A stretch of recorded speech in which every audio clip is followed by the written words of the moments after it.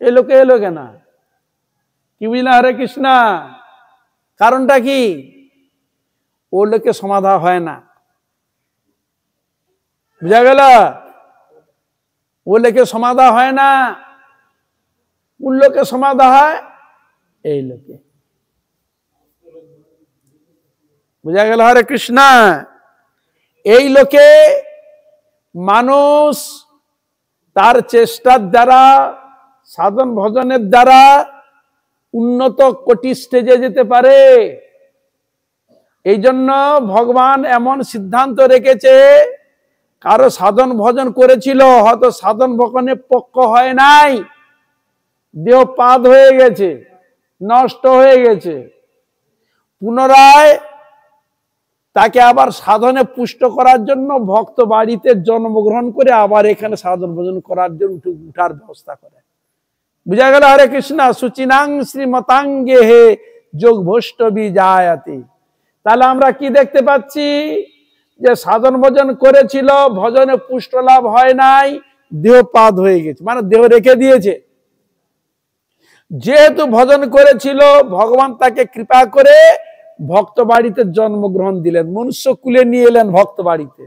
কেন হে, আর কি জায়গা নাই দিলে সেখানে আরো সমাধা হওয়া যায়? বলছে না, এটাই হচ্ছে সমাধার ক্ষেত্র, হচ্ছে এই জগৎ। নিতাই গৌর প্রেমানন্দ। বুঝা গেল? এখানে আসতে হবে। কোন দেবতা যদি মনে করে আমি আরো উচ্চ স্টেজে যেতে চাই, ভগবান বলে তোকে মনুষ্যকুলে জন্মগ্রহণ করতে হবে। এখানে জন্মগ্রহণ করে এখানে থেকে তোমার সাধন করে যেত। তার দ্বারা বুঝা গেল আপনি স্বর্গে যান, যেখানেই যান না কেন, এখানে আমাকে সাধন করতেই হবে, তবে ওই লোকে আপনি পাড়ি দিতে পারবেন, নচেত পাড়ি দিতে পারবেন না। তো এই জন্য এটাকে বলা হয়েছে শোধনাগার। এই ভৌম জগৎকে কি বলা হয়েছে? শোধনাগার। অন্যান্য জনি গিয়েছো বাবা, অনেক কষ্ট পেয়েছো, মনুষ্য জন্ম দিলাম, এইবার তোমরা হরিভজন করো, আমার আরাধনা করো, এবার তোমাদের আমি জন্ম মৃত্যু মালা থেকে তোমাদের আমি রেহাই দেওয়ার জন্য এই দেহ পাঠিয়ে দিচ্ছি, ভজন করো। গিয়ে দেখা গেল হ্যাঁ জড় মধ্যে পড়ে গিয়ে হরি হরি করবে কি, হ্যাঁ পড়ে গেলাম জড় বস্তুর মধ্যে ভোগে মেতে উঠলাম, ফেসে গেলাম। বুঝা গেল? এই সব ফেসে বসে আছি সংসারে, আমরা সবাই ফেসে বসে আছি এই সংসারে, যে কোনো কাজে হোক সব ফেসে বসে আছি এখানে কর্ম অনুযায়ী। বুঝা গেল? আর যিনি এই ফেসে জায়গা থাকতেও যদি কাটার চেষ্টা করে, হরি ভজন করলে, হরির দিকে মন দিলে, তাহলে তুমি সংসার বন্ধন থেকে কাটার চেষ্টা করছো।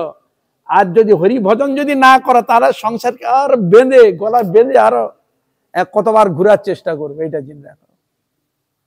হ্যাঁ, এই জন্য ভগবান কথা সেখানে বললেন, দেবতাগণ পরাস্ত হয়ে এই ভৌম জগতে বিচরণ করতে আরম্ভ করেছে, মানে সমাধা খুঁজার জন্য চেষ্টা করছে। কেন সমাধা যদি করতে হয়, এখানেই সমাধা করতে হবে। এটা হচ্ছে সমাধি স্থান। যে যেখানে যাক, যে পরিস্থিতি হোক না কেন, এখানে আসতে হবে। এখানে এসে তাকে সমাধা খুঁজতে হবে। এই তো দেবতাগণ তারা বিচরণ, মর্তলোকে বিচরণ করতে লাগলেন। দেবগণ তখন মহেশ্বরের নিকট গমন পূর্বক নিজেদের সমস্ত দুঃখ সবিস্তারে বর্ণন করলেন। কার কাছে? মহেশ্বরের কাছে।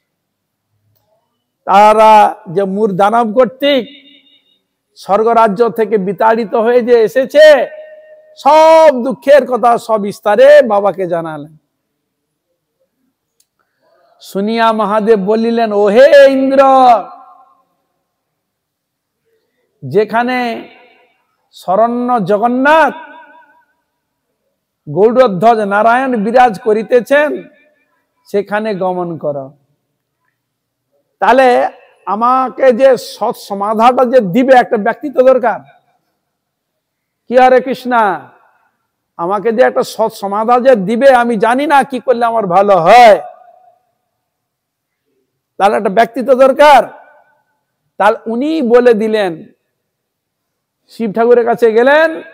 শিব ঠাকুর সমাধান নিমিত্ত উনি বললেন প্রভু জগন্নাথের শরণ গ্রহণ করো, গরুড়ধ্বজ ভগবান নারায়ণের কাছে, সেখানে তোমরা গমন করো। তার সমাধান ক্ষেত্র খুঁজে পেলাম। এর দ্বারা এটাও বোঝা গেল একটা জিনিস, এটাও যেন বলে দিল অপারক, তাহলে শিব ঠাকুরকে নিজে করতে পারতেন না সমাধানটা? উনার কাছে যেহেতু বলে মশাই আমি করে দিই, আমার দ্বারা হবে, উনার কাছে যেতে হবে না, আমি করে দিচ্ছি, এটাও তো বলতে পারতেন। কি হরে কৃষ্ণা, এটাও তো উনি বলতে পারতেন যে যেতে হবে না, আমি সমাধানটা করে দিচ্ছি।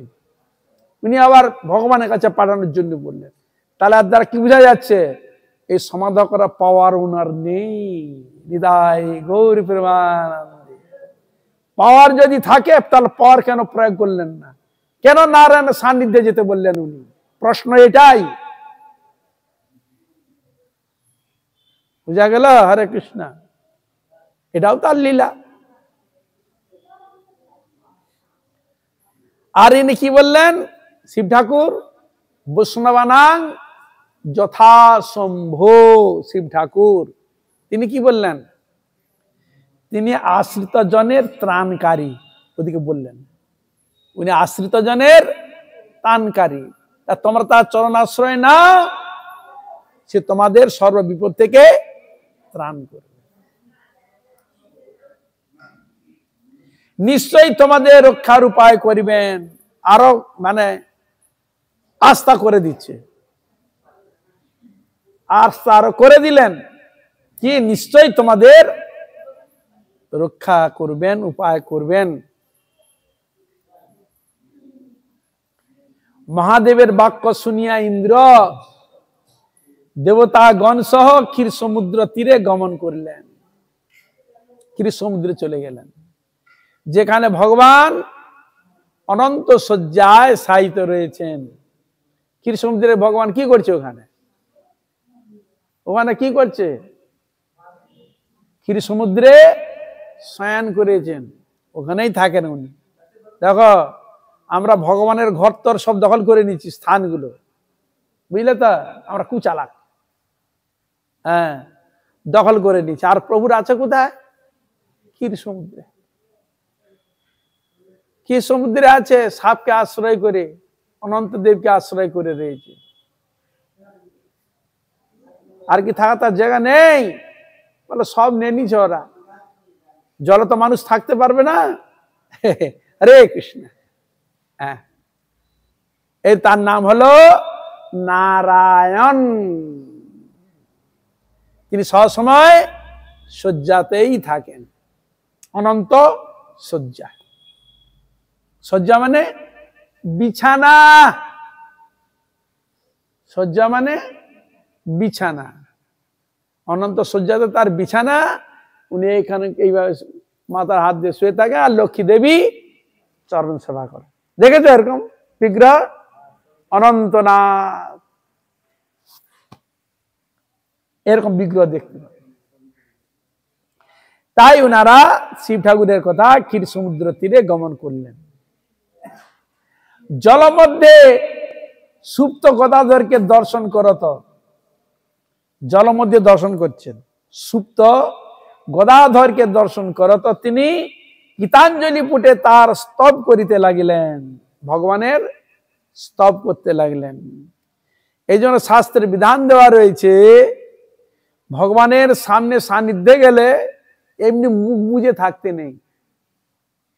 হ্যাঁ, মুখ বুজে থাকতে নাই। ভগবানের কাছে তোমার হৃদয়ের কথা ভগবানকে জানাবে এবং ভগবানের গুণগান কীর্তন সূচক মহিমা ব্যক্ত করবে। এমনি খাড়া হয়ে দাঁড়াতে নেই। স্তুতির মাধ্যমে নিজেদের দৈন্য ও দুঃখের কথা নিবেদন করলেন। কার মাধ্যমে? স্তুতির মাধ্যমে ভগবানের কাছে জানালেন বক্তব্য। যেমন অনেকে কথা বলতে পারে না, হয়তো লেখাপড়া আছে, কি করে? কাগজে লিখে বলে, এই তার বক্তব্য। অনেকে আছে মৌন থাকে, কথা বলে না, লিখে দিল, এই তার বক্তব্য। তা ইনার বক্তব্য কার মাধ্যমে? স্তুতির মাধ্যমে তার বক্তব্য পেশ করলেন। ইন্দ্র বাক্য শ্রবণ করিয়া নারায়ণ কহিলেন, হে ইন্দ্র, ভগবান বুঝতে পেরেছে, হে ইন্দ্র, সেই মূর দানব কি রূপ? জিজ্ঞাসা করছে, সে দানবটা কিরকম? ভগবান তিনি জানেন না? হ্যাঁ, ভগবানকে বলা হয় অন্তর্যামী, না, সব জায়গায় বিরাজমান, এই জন্য তার নাম আছে বিষ্ণু। শয়ন করে থাকেন বলে নারায়ণ, এত তার নাম আছে। তার আবার জিজ্ঞাসা করছে সে পশুটা কিরকম, জানে নাই? সবই জানে, তথাপি জিজ্ঞাসা করছেন। দেখি তার দানব কিরকম জিজ্ঞাসা করছেন ভগবান। তার বল বীর্য শক্তি বা কি প্রকার, যুদ্ধ হয়েছিল তো, শক্তি সম্বন্ধে জানতে পারবে, বলো, সে সমস্ত আমায় বলো। ভগবান প্রশ্ন করলেন ইন্দ্রকে, আমায় বলো সব। ইন্দ্র কইলেন, হে দেবেশ, পুরাকালে ব্রহ্মবংশে তাল জঙ্ঘা নামে এক অতি পরাক্রান্ত অসুর ছিল। ভগবানকে একটা পুরাকালের ইতিহাস, ওই অসুরের ইতিহাসটা বলছে। তাল জঙ্ঘা নামে কি বংশে? ব্রহ্মবংশে। তাল জঙ্ঘা নামে এক অতি পরাক্রান্ত অসুর ছিল। অসুর আসরিক বৃত্তিটাই মানে অসুর, দেখতে মানুষের মতো, তার ক্রিয়া বলবান, কিন্তু তার কার্যটাতে অসুরের মতো, দানবের মতো। তার পুত্র সেই তালজঙ্ঘা অসুর ছিল, তারই পুত্র নাম হচ্ছে মূর। অতীব বলশালী, ভীষণ উৎকট, দেখতে কিরকম? উৎকট আকৃতি, ও দেবতার গণেরও ভীতি উৎপাদনকারী। দেবতাগণের ভীতি, দেবতাগণকে ভীতি করে, ভয় দেখায়। সে চন্দ্রাবতী নামে এক পুরীতে বাস করে। তার বাসটা কোথায়? চন্দ্রাবতী নামে এক স্থানে তিনি থাকেন। স্বর্গ হইতে আমাদিগকে বিতাড়িত করিয়া তাহার স্বজাতি মধ্যে হইতে কাহকে রাজা, কাহকেও বা অন্যান্য দিকপাল রূপে অধিষ্ঠিত করেছে। বলে আমাদেরকে তাড়িয়ে দিয়ে ওর স্বজাতিগণকে ওই স্থানে বসিয়েছে, পদে বসিয়েছে। হ্যাঁ, অধিষ্ঠিত করে দেবলোক সম্পূর্ণভাবে অধিকার করছে। এখানে যে রাজত্ব করতো সব লোককে বসিয়েছে, আর ওখানে গিয়ে যুদ্ধ করে আমাদের বিতাড়িত করেছে। তার প্রবল প্রতাপে আজ আমরা মর্তে বিচরণ করছি, তার প্রতাপে। ইন্দ্রের বাক্য শ্রবণ করিয়া দৈত্যারী নারায়ণ কোপাবিষ্ট হইলেন। দেবগণ সহ তিনি চন্দ্রাবতী পুরীতে গমন করিলেন। সেই দৈত্যরাজ নারায়ণকে দর্শন করিয়া পুনঃ পুনঃ গর্জন করিতে লাগল। ভগবানকে সঙ্গে করে নিয়ে গেছে ওই দৈত্য পুরীতে। আর যেই দৈত্য ভগবান নারায়ণকে দেখেছে, সে তখন গর্জন করতে লাগছে। দেবতা ও অসুরের মধ্যে তুমুল যুদ্ধ বাঁধিলা, যুদ্ধ আরম্ভ হয়ে গেছে। আর আমরাও তো যুদ্ধে রয়েছি কিনা? হ্যাঁ, সবাই পাঞ্জা নিচ্ছি যুদ্ধের জন্য।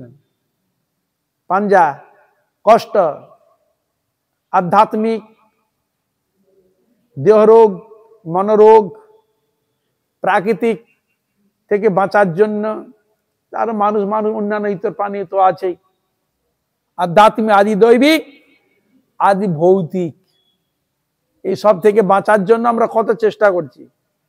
ওষুধ খাচ্ছি না, শরীর খারাপ, তার বাঁচার জন্য যুদ্ধ করছেন কিনা? কার আশ্রয় নিচ্ছেন? ওষুধের আশ্রয় নিচ্ছেন, ডাক্তার সান্নিধ্যে লাভ করতে। কে আরে কি না?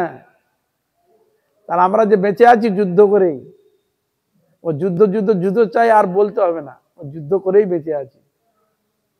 এই সংসারে অর্থ কষ্ট থেকে যুদ্ধ করতে হচ্ছে, আর্থিক থেকে যুদ্ধ করতে হচ্ছে, কিভাবে পেট চলবে, কিভাবে অর্থ পাবো, কিভাবে বাঁচবো, কি হরে কৃষ্ণা, কিভাবে আরো উন্নতি হবে, এও এক প্রকার যুদ্ধ। হরে কৃষ্ণা, যুদ্ধ দেই বলতে হবে না, যুদ্ধই চলছে। যুদ্ধে দেবগণ পরাজিত হইয়া 10 দিকে পলায়ন করিলেন, বুঝলেন? আবার যুদ্ধ করতে গিয়ে সব দেবতাগণ ভয় পালিয়েছে। তখন যুদ্ধক্ষেত্রে নারায়ণকে একাকী দেখিয়া সেই দানব তাহাকে দাঁড়াও দাঁড়াও বলিতে লাগিল। ভগবান একা থেকে গেছে, আর সব ছেড়ে দিয়ে পালিয়ে গেছে ভয়ে। একা নারায়ণকে দেখেছে, দাঁড়াও দাঁড়াও দাঁড়াও। সে ভগবান ও ক্রোধে আর রক্ত লোচনে বলিলেন, রে দুরাচার দানব, আমার বাহুবল দেখ। এই বলিয়া অসুর পক্ষীয় সমস্ত যোদ্ধাগণকে দিব্য বাণ দ্বারা নিহত করিতে লাগলেন। কে? নারায়ণ ভগবান। তখন তারা প্রাণ ভয়ে বিহ্বল হইয়া নানা দিকে পলায়ন করিতে লাগলেন। এবার অসুর ভয়ে পালাতে আরম্ভ করেছে। ভগবান গোবিন্দের পরাক্রম দেখে সেই সময় নারায়ণ দৈত্য সৈন্য মধ্যে সুদর্শন চক্র নিক্ষেপ করিলেন। ভগবান ওই দৈত্যগণকে মারার জন্য সুদর্শন চক্র নিক্ষেপ করিলেন। বুঝা গেল? তাহলে আমাদের তো এরকম বিপদ, যুদ্ধের মধ্যে আছি না, তাহলে আমাদের ভগবান আশ্রয় নিলে ভগবান সুদর্শন চক্র দিয়ে এই বিপদ থেকে উদ্ধার করে দিবে। বুঝা গেল? হ্যাঁ। তাহাতে সমস্ত সৈন্য ধ্বংসপ্রাপ্ত হলো সুদর্শন চক্র দ্বারা। সব সৈন্য ধ্বংস হয়ে গেছে মুরের। কেবল মুর যুদ্ধ করিতেছিল। মুর শুধু একাই যুদ্ধ করতে। সে অস্ত্র যুদ্ধে নারায়ণকেও পরাজিত করিল। দেখুন, অস্ত্র যুদ্ধে নারায়ণকেও পরাজিত করিল। তখন নারায়ণ দত্তের সহিত বাহু যুদ্ধে প্রবৃত্ত হইলেন। এবার বাহু যুদ্ধ আরম্ভ হল। এইরূপ দেব পরিমাণে সহস্র বৎসর যুদ্ধ করিয়াও তাকে পরাজিত করিলেন পারিলেন না। ক বছর? সহস্র বছর। দেব পরিমাণে, মনুষ্য পরিমাণে নয়, দেব পরিমাণে। মনুষ্য পরিমাণে তো আরো বেশি হবে, অনেক। বুঝা গেল? ভগবান তাকে পরাজিত করতে পারলেন না। বলে কি ভগবান এরকম? ভগবান তাহলে বলে ভগবান যদি পারলো না তাকে আটকাতে, তো আমরা তাকে ধরে কি হবে বলবেন তো নাকি? এরকম ভগবান যদি তাকে পরাস্ত করতে পারলো না, দেখা যাক কি হয়। শুনুন, তখন শ্রীহরি বিশেষ চিন্তান্বিত হইয়া বদরিকা আশ্রমে গমন করিলেন। যুদ্ধ ছেড়ে দিয়ে বদরিকা আশ্রমে চলে গেলেন।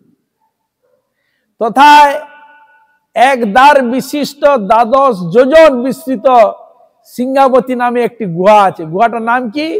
সিংহাবতী। কত যোজন? 12 যোজন। এক দ্বার বিশিষ্ট, মানে একটাই মুখ। গুহা আছে। ভগবান বিষ্ণু সেই গুহার মধ্যে শয়ন করিলেন। গুহার মধ্যে ঢুকে শয়ন করছেন। সেই দৈত্য তার পশ্চাতে ধাবমান হইয়া গুহার অভ্যন্তরে প্রবেশ করিলা। আর উনিও পিছনে যাচ্ছে, তো ওই গুহাকে দেখছো, ওই গুহার মধ্যে ঢুকে গেছে। এবং বিষ্ণুকে নিদ্রিত বুঝিতে পারিল। উনি বুঝতে পারলো যে বেটা আমার সঙ্গে যুদ্ধ করেছে, এসব করেছে, দৌড়া ঝোট ঝাপ করেছে, পরিশান্ত হয়ে হয়তো ঘুমিয়ে গেছে। এরকম ভাবে নিদ্রিত বুঝিতে পারিল যে বিশ্রাম করছে, নিদ্রা আছে। সে ইহাতে অতিশয় আনন্দিত হইল। ও খুব আনন্দ পেল, বাহ, আমার শত্রুকে আর সঙ্গে যুদ্ধ করতে হলো না, অনায়াসে মারা যাবে। তার খুব আনন্দ হলো, কারণ আর পালানোর পথ তো নেই। এবং ভাবিতে লাগিল, আমার সহিত যুদ্ধে পরাস্ত হইয়া এখানে গোপনে শয়ন করিয়াছে, আমি তাকে অবশ্যই বধ করিব। মুর এরকম ভাবনা করিল। দানবের এইরূপ চিন্তার সঙ্গে সঙ্গে শ্রী বিষ্ণুর শরীর হইতে একটি কন্যা উৎপন্ন হইলেন। কি বললেন? হরে কৃষ্ণ। বিষ্ণুর শরীর হইতে এক কন্যা উৎপন্ন হলো। এই কন্যাই উৎপন্না একাদশী। এই জন্য বলছে উৎপন্না, মানে ওই যে উৎপন্ন হয়েছিল আজকের দিনে এই ঘটনা, এই একাদশী তিথিতে। এই জন্য নাম হলো উৎপন্না। কিসের জন্য হলো? ওই অসুরকে বধ করার জন্য, এই লীলা প্রদর্শন, একাদশীর মহিমাকে প্রকাশ করার জন্য। কি হলো? উৎপন্না একাদশী। তিনি রূপবতী, সৌভাগ্যশালিনী, দিব্য অস্ত্র, অস্ত্রধারিণী, হাতে বহু অস্ত্র, দুর্গার মতো। ও বিষ্ণু তেজ অংশভূতা, বিষ্ণু তেজ অংশভূতা বলিয়া মহাপরাক্রমশালিনী ছিলেন। দৈত্যরাজ সেই দেবীর সহিত তুমুল যুদ্ধে প্রবৃত্ত হইলেন। খুব যুদ্ধ চলছে। কিয়ৎকাল যুদ্ধের পর দেবীর দিব্য তেজে অসুর ভস্মসাৎ হয়ে গেল। দিব্য তেজে অসুর ভস্ম হয়ে গেল। তাহলে এখানে কি ভগবান অপারক ছিল? পারলেন না? হ্যাঁ, তা পারলেন না। তার উৎপন্না একাদশীকে উৎপন্ন করলে কি করে? ভগবান এই একাদশীর মাহাত্ম্যকে জগতে প্রচার করার জন্য, জীব কল্যাণের নিমিত্ত ভগবানকে এই লীলা প্রদর্শন করতে হয়েছে। তাহলে যে দেবতা, তাহলে ওই মূর্খকেও ভগবান প্রেরণা দিয়েছে। ও তো এখানে ছিল, মোর যাও ওখানে স্বর্গরাজ্য ওদিকে তাড়িয়ে দাও। ওরা এসে কি করবে? ভ্রমণ জগতে আসবে, এসে সমাধার জন্য আসবে, আমার শরণাপন্ন হবে, আর আমি ওদের সঙ্গে যুদ্ধ করব, করে আমি গুহায় প্রবেশ করব, আর ও মূর্ধান্নে আমার পিছনে পিছনে আসবে, আর আমার থেকে উৎপন্না একাদশী প্রকটিত হবে। ওই একাদশীর মাধ্যমে বধ হবে। বুঝা গেল? এখানে সাধারণ মানুষের কারো হাত নন, কোন অসুরের এখানে হাত নন। এই লীলাটা ভগবদ ইচ্ছায়। একাদশীর প্রচার, ভগবানের মহিমা প্রচার যখন হবে, সেটা যেন ভগবদ ইচ্ছাতে হচ্ছে, এটা জানবে। তাই সে কন্যাস্তে উৎপন্না একাদশীর তেজে অসুর ভস্মসাৎ হয়ে গেল। অনন্তর বিষ্ণু, ও কেন ভগবানের চক্র দিয়ে তো ভস্মীভূত করে দিতে পারতেন। কেন? ওই যে কীর্তনা বসুর যে দুর্বাসা মাথা থেকে ছিঁড়ে দিয়েছিল অম্বরীশ মহারাজকে মারার জন্য, সে যে উনি যদি ওই চক্র তেজেও ওকে ধ্বংস করে পুড়ে ছাই করে দিতে পারে, মূর্ধানকে পারতেন না? কে হারে গিয়ে না, তিনি কি পারতেন না? কিন্তু করলেন না। কেন? এই উৎপন্নাকে, একাদশী উৎপন্ন করবো না গেলে উৎপন্ন হবে না তো, ওই জন্য করলেন না। তাহলে বুঝা গেল আমাদের জীবন, আমাদের মরণ কার হাতে? ভগবানের হাতে। এই জন্য বলা হয় মারে হরি রাখে কে, রাখে হরি মারে কে। বুঝা গেল? এটা সহজ সময় আমাদের মঠ কাটতে সহজ সময় ঢুকিয়ে রাখবেন, তাহলে আমরা ভগবানকে কোনোদিন ভুলবো না। সুখে দুঃখে সবসময় তাকে ডাকার সৌভাগ্য পাবো। অনন্তর বিষ্ণু জাগরিত হইয়া সেই ভস্মীভূত দানবকে দর্শন করে তো বিস্ময়াবিষ্ট হইলেন। ভগবান জেগে উঠেছে, আরে দানব দেখি ভস্মীভূত হয়ে গেছে, কে করলো, কি করে করলো? বিস্ময়াবিষ্ট হয়ে গেলেন ভগবান। বিষ্ণু বলিলেন, হে পরাক্রান্তা উগ্র মূর্তি, এই মূর দানবকে কে বধ করিল? যিনি উহাকে হত্যা করিয়াছে তিনি নিশ্চয়ই প্রশংসনীয় কর্ম করিয়াছেন। ভগবান প্রশংসা করছে, যিনি একে বধ করেছে যে অত্যন্ত প্রশংসনীয়, জীব কল্যাণের নিমিত্ত করেছে। সেই কন্যা কহিলেন, আমি একাদশী। ও কন্যা তখন হাত জোড় করে বলছে, আমি হচ্ছে একাদশী। আপনি যখন নিদ্রিত ছিলেন তখন এই মূর আপনাকে হত্যা করিতে আপনার পশ্চাতে এখানে আসিয়াছে। তাহা দেখিয়া আমি তাহাকে বধ করিয়াছি। আপনার অনুগ্রহে আমি উনাকে বধ করিতে সমর্থ হইয়াছি। এখন সে কি বলল? আপনার অনুগ্রহে, মানে আপনার কৃপাতেই আমি ওকে বধ করতে সমর্থ হইয়াছি। লোক যেন ভাবে না ভগবান বিষ্ণু অপারক, পারবে না, সমর্থ নেই, ভয় পালিয়ে গেছে। না, ভগবান এই একাদশীর এই লীলাটাকে প্রদর্শন করার জন্য ভগবান এইভাবে লীলা করলেন। শুনিয়া ভগবান কহিলেন, আমি এই মর্তলোকে আমি এই ত্রিলোকে দেবতা ও ঋষিগণকে অনন্ত বর প্রদান করিয়াছি। ভগবান বললেন আমি এই ত্রিলোকে দেবতা ও ঋষিগণকে অনন্ত বর প্রদান করিয়াছি। হে ভদ্রে, তুমিও তোমার মনোমত বর প্রার্থনা করো। একাদশী বললেন আমি তো অনেক দেবতাগণকে সবাইকে বর দিয়েছি, প্রার্থনা অনুযায়ী তুমিও বর প্রার্থনা করো, আমিও তোমাকে বর দেব, অর্থাৎ তোমার কাজে আমি সন্তুষ্ট হইয়াছি। তাহা দুর্লভ হলেও আমি তোমাকে প্রদান করবি, হাতে কোনো সন্দেহ নেই। ভগবান বলে তুমি যদি চাও সেটা যদি অতি দুর্লভ হয় আমি তোমাকে সেটা দেব। তাহলে ভগবান কিরকম মন জয় করেছেন বলুন তো? সব জিনিস সবাইকে দিতে পারে? দেয় না।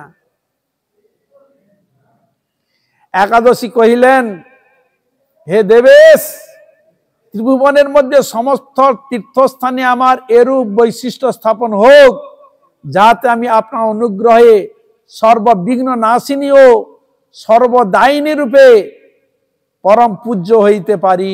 ভগবানের কাছে প্রার্থনা করলেন তীর্থস্থানে আমার এরূপ বৈশিষ্ট্য স্থাপন হোক, মহিমা স্থাপিত হোক, যাতে আপনার অনুগ্রহে সর্ববিঘ্ন নাশিনী, আমি যে সর্ববিঘ্ন নাশ করি, ও সর্ব প্রদায়িনী রূপে এই জগতে পরম পূজ্য হইতে পারি, প্রার্থনা করলেন।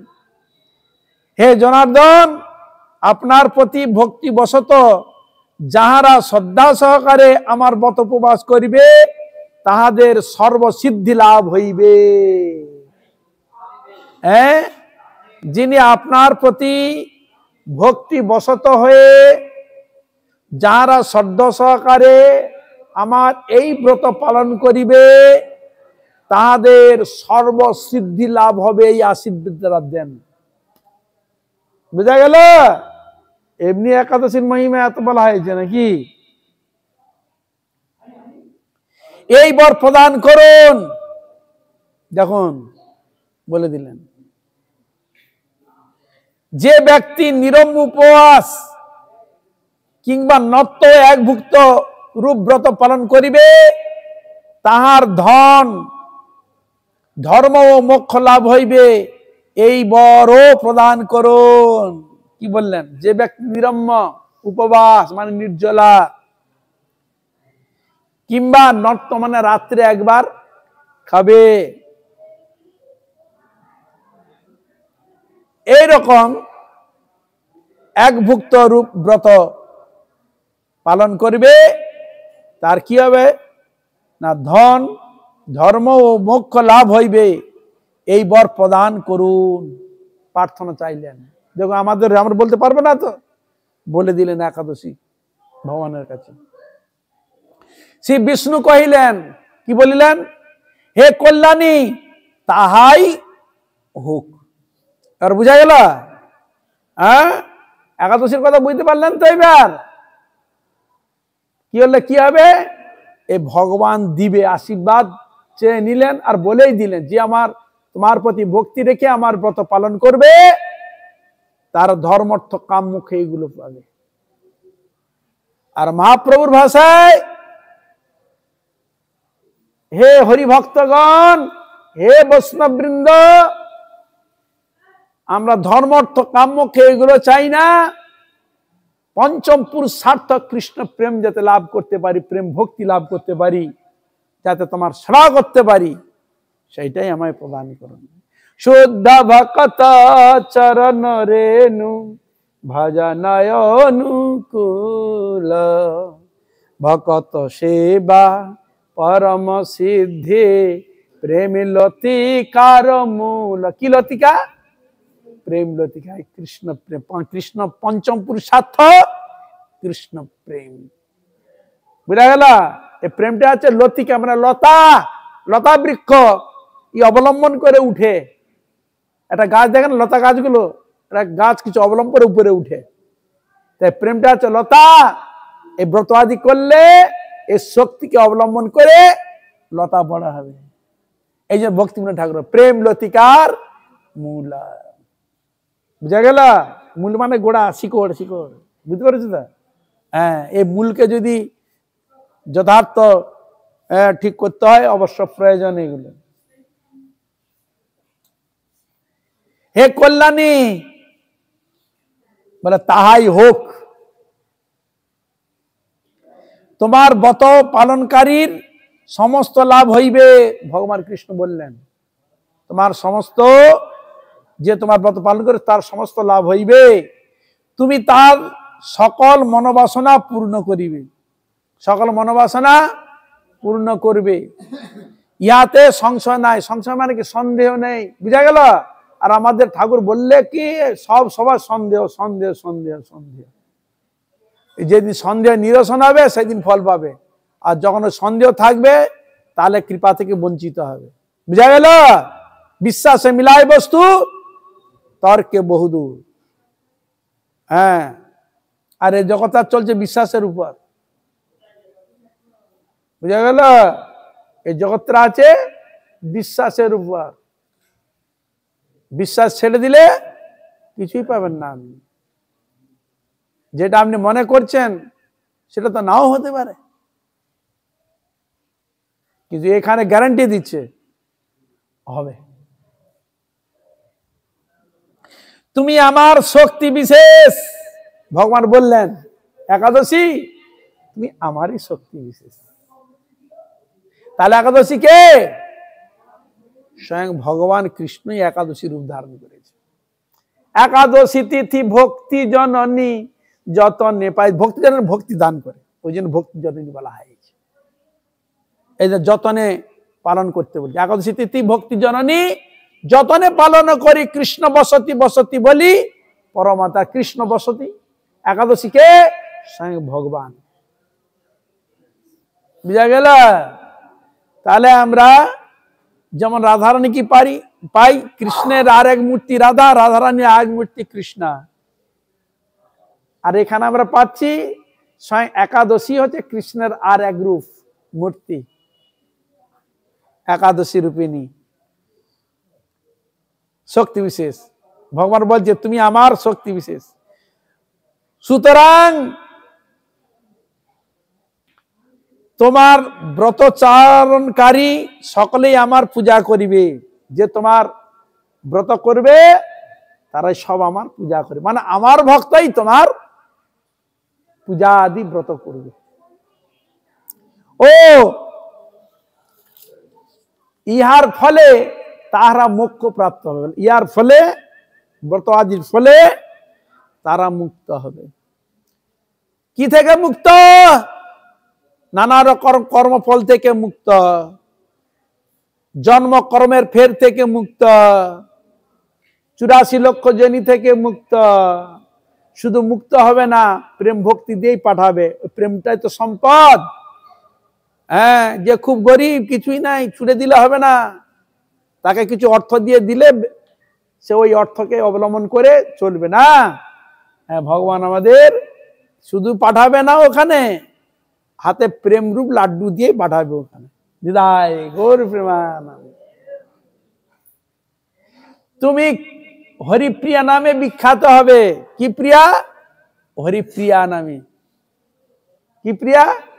হরিপ্রিয়া নামে বিখ্যাত হইবে। তুমি ব্রত পালনকারীর শত্রু বিনাশ, পরমা গতিদান ও সর্বসিদ্ধিশ্বর প্রদান করিতে সমর্থা হইবে। তাহলে কি বললেন? যদি শত্রু থাকে, দেবী হাতে অস্ত্র নিয়েছিলেন কি শত্রুকে বিনাশ করার জন্য? তা এই দেবীরও হাতে অস্ত্র রয়েছে, নাকি বধ করলেন কি করে? বুঝা গেল? উনিও ভক্তি দায়নি। তাহলে যার শত্রু আছে ব্রত পালন করলে শত্রু দেখবে না, আর ভজন পথে বাধা এলে তাতেও কাটিয়ে দিবে। আর কি হবে? পরম গতি লাভ হবে। আর কি হবে? সর্বসিদ্ধি প্রদান করিতে সমর্থা। বিষ্ণু এই রূপে উৎপন্ন একাদশীকে বর প্রদান করিয়া অন্তরিত হইলেন। ভগবান এই প্রকার বর দিয়ে একাদশীকে ভগবান ওইখান থেকে অন্তর্হিত হয়ে গেলেন। সমস্ত ব্রতকারী দিবারাত্রি ভক্তি পরায়ণ হইয়া এই উৎপন্ন একাদশীর উৎপত্তির কথা শ্রবণ করিবে। এখানে বলেছেন সমস্ত ব্রতকারী যারা ব্রত করেছেন দিবা দিন এবং রাত্রিতে ভক্তি পরায়ণ হয়ে ভক্তি সহকারে এই উৎপন্ন একাদশীর ব্রত উৎপত্তির কথা শ্রবণ করিবে। তাই সকল বৈষ্ণব বৈষ্ণবী ভক্ত একাদশীর চরণে বৈষ্ণবগণের চরণে মহারাজের চরণে এটাই প্রার্থনা, আপনারা কৃপা করুন, আশীর্বাদ করুন যেন এইভাবে হরিগুরু বৈষ্ণবের মহিমা গুণগান কীর্তন করে আমার নরাধম পাপিষ্ট জনকে যেন আমি ধন্য করতে পারি। হইয়াছেন হইবেন প্রভুর যত দাস, সবার চরণ বন্ধ দন্তে করি ঘাস। এখানে রইল গ্রন্থ অমৃত লহরী, গৌর প্রেমানন্দে সবাই মিলে বলুন গৌর হরি।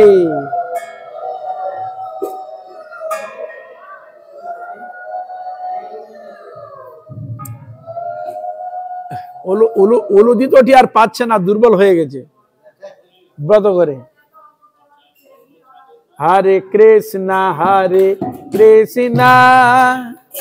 কৃষ্ণ কৃষ্ণ হরে হরে, হরে রাম রাম রাম হরে হরে।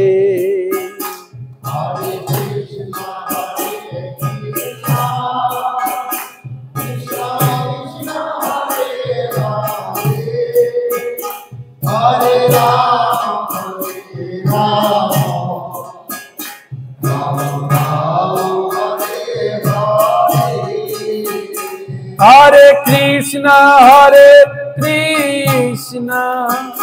कृष्ण कृष्ण हरे हरे, हरे राम राम राम राम हरे हरे।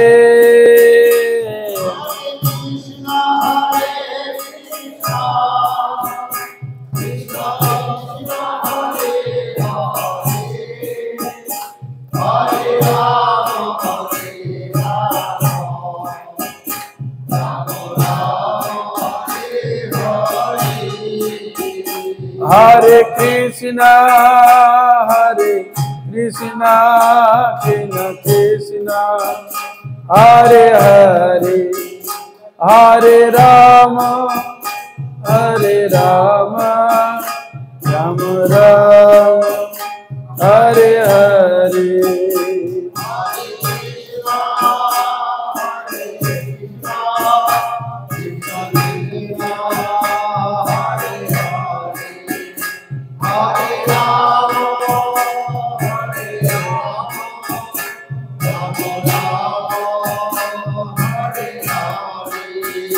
निताय गौर हरि बोल, हरि बोल, हरि बोल, हरि बोल।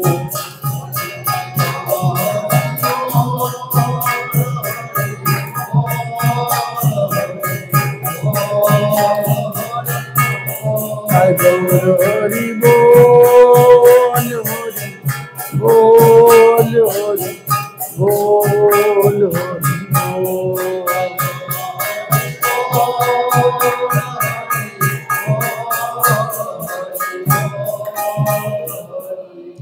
निताई गौर प्रेमानंदे हरि हरि बोल। जय श्री श्री गुरु गौरांग गिरिधारी गोविंद गोपीनाथ मदन मोहन श्री श्री